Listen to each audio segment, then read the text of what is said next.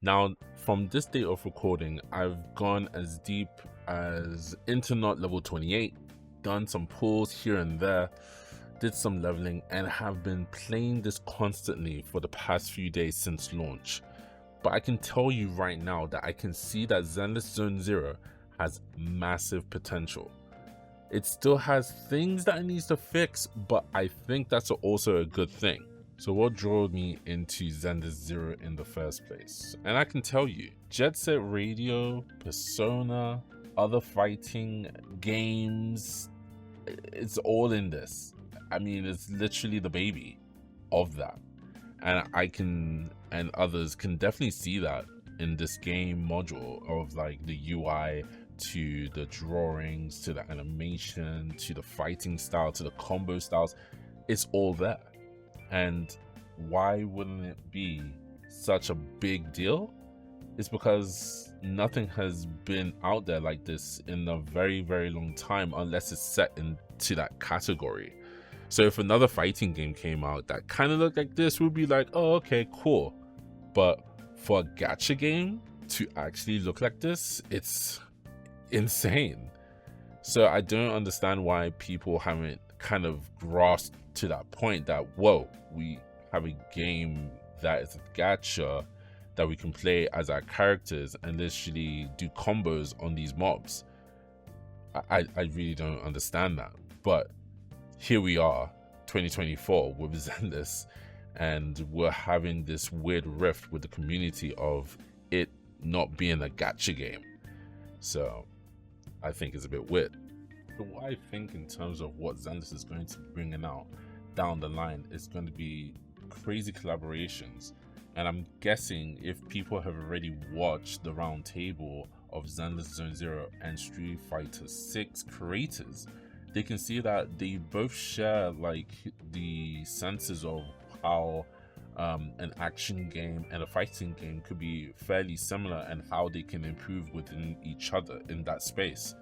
But personally, I'm very excited if this is something that will be more down the line of them collaborating more with Capcom, because I, I think in my head, and this is just me speculating, but like if we can get something of the sort of them having little inspirations from the Street Fighter 6 devs, we can see potential characters coming into this game. Maybe not even characters per se, but maybe we could literally have maybe move sets or inspirations from other fighting moves from, like, I don't know, like Ryu or Kami or something like that, and put into this game.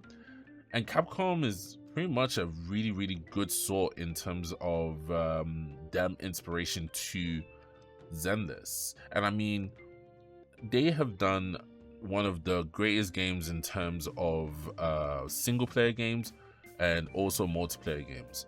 We've got games like Devil May Cry, very similar to this. We have the combo system. If we could get something more from Devil May Cry into this, we would oh my god, I don't even know what would happen. But like, I know for a fact that people will gravitate to this game more and more as ideas start to spiral out and as they see the community kind of gravitating to one side. Now, if they were to do more things like that and more ideas are passed around between the Street Fighter 6 devs, we're definitely going to see a potential big growth and big changes within the game. And I'm just very, very, very excited. I mean, ecstatic to know that we'll have something as similar to that, and it will be the greatest thing in in gacha history. But it's going to take a long time until we get to that point, and we need people with more constructive criticism than it being that there's too much of I don't know, I'm getting the same character, this game is ass. No one cares, bro. Just carry on or make a new account. That's it. And the funny thing about this is that we literally just started. We literally just started the game. I mean, it's not even a month yet, and we have so much hate towards the game. So much hate. And I will address it right now. Yes, I understand that people do not like the TVs. I totally get it. I totally get it. I like the TVs. And I know people will be like, oh my god, this guy's capping. How is he liking the TVs? I do, because I like puzzles, okay? And not a lot of people actually do like puzzles. And I get it. It's cool. Like, you don't like it. But yes, I do agree. There is a lot of TV in this game where you kind of want to just get into the fighting. And I feel that maybe that could have been implemented a lot more better. I hope that they do something about it, and I have heard that they are doing something about it, and there is a speculation of what they're going to do, and I'm not going to talk about it here just in case until it's more confirmed. But I would say that the TV thing could be a lot more better, or a lot less than what it is right now. But I do see what they were trying to do. Like, people should see what they're trying to do, and they're not trying to force something down your throat, but more of like they're trying to appease to the aesthetic of the game. Now we'll go into the characters. Now, the characters in this game are absolutely amazing. They look great, they work well, they actually are one of the coolest animated characters in terms of how the clothing and how they have all of their attitudes, to being really funny and wacky to being very serious in their personalities. And I really like them, and they're really cool. And it does also, again, make me feel like I'm playing a fighting game, because just like that, in terms of the character select in Zenless, it also, again, makes me feel like I'm playing a fighting game once again. And then we go into the lore of this game. I think the lore of Zenless Zero is really good. If you are a person that has actually sat down and not really skipped too much of the content, it's really good. I would say it's even potentially could be an anime in terms of how the story has lined itself up. And it's cooking. It's really cooking of how they've made people tie in to the story. And I think they've gotten a lot more better in terms of their storytelling, the Hoyoverse storytelling. And I am very, very excited to see how they will kind of push a lot of that storyline into this game and into the future of it. Because right now, they've literally, like, they dropped like a video of them speaking about the past before what we are in now in New Erdu. And I'm just like, what? Like, these things happened before.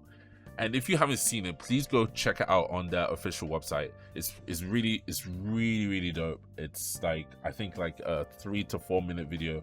I wish it was more. That's how important that piece of lore was. But then you can also then go back to the game that you're originally playing, and then you can actually put things together and go, oh, this person made bamboos. Oh, this person is the one that we can now do the proxies, and etc, etc.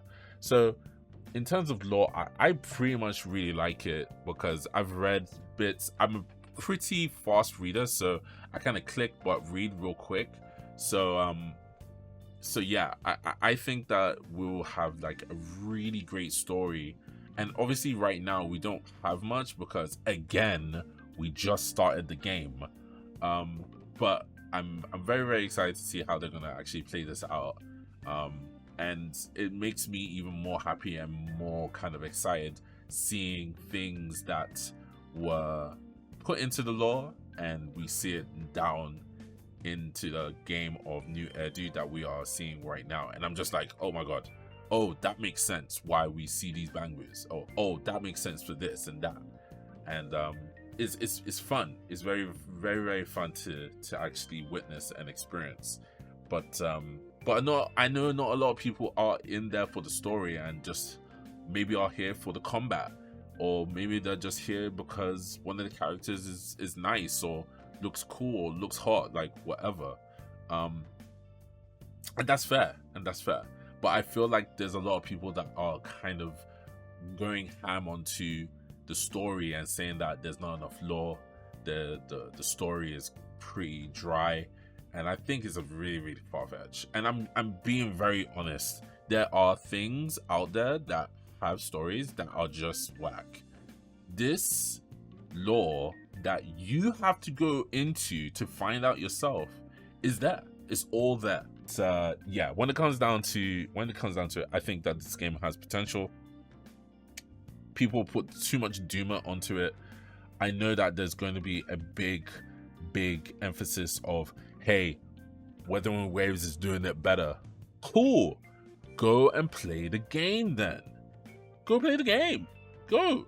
You don't need to play Zenless. You really do not need to play Zenless. You can stop playing Zenless. I've already told people, look, if you don't like this game, put it down. Put it down. Delete the game. That's it. But if you are passionate, but you do have some constructive criticism that, you know what, it needs to improve in this, and that, then do so. But if you are complaining because you've got Soldier 11 twice, please just get off the game. If you want to delete the game, delete it. Okay, that's really it. Anyways, other than that, thank you for listening to this video. If you've gotten this far, this is one of my first videos. I'm still trying to understand how to kind of do this right now, but yeah, if you would like to subscribe, please subscribe, like the video, tell me your thoughts in terms of Zenless Zone Zero. Tell me, just tell me what you feel. Like, it's fine. I don't care if you're gonna be like, this game is trash.